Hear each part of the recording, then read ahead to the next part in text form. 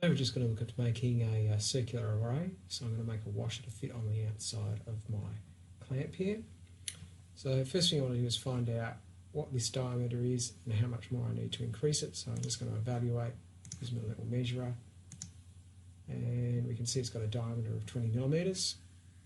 So I'm going to get out of the assembly mode and go new part.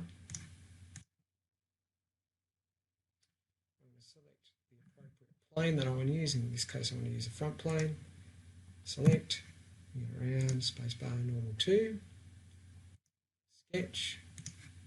So the internal from the origin, the little hole in the middle, was 2 mil and the outside was 20 mil. So smart dimension, 20 mil diameter, tick. And 2 mil internal diameter.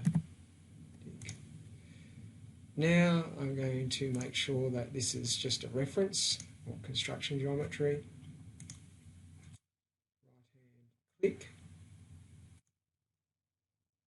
Construction geometry that turns to dashed lines.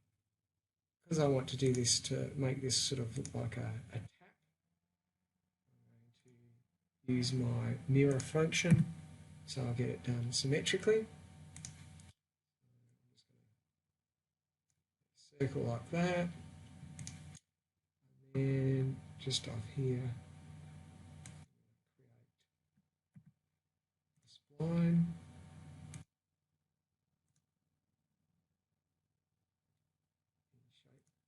That.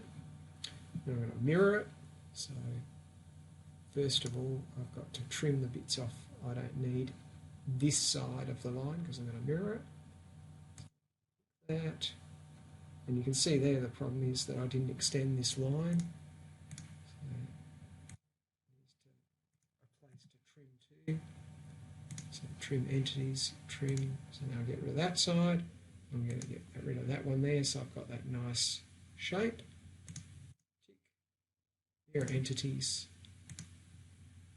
Entities to mirror. Mirror about this part here. So now I've got the first part of my shape. Now I'm going to use circular sketch pattern. Copy this 4 times.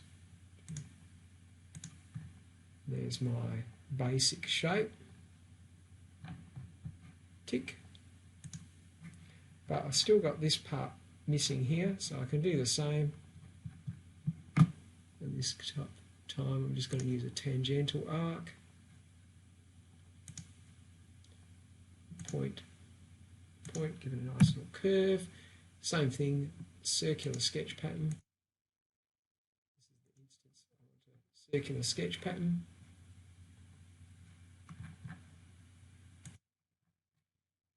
And again, 4 times. And there it is there.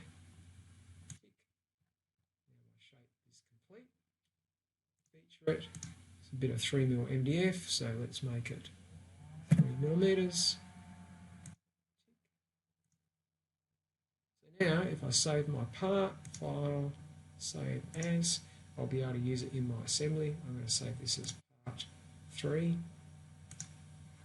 Yes. Because I've already got it open, I'm going to have to make it unique as another part, so part 4. Save. Now I'm going to open up my assembly. I'm going to bring this new part that I've created into my assembly. Part 4, there it is. And mate. Edge to edge. New part installed onto my clamp. Of course that it does extend the boundary of my original reference of 20 millimeters.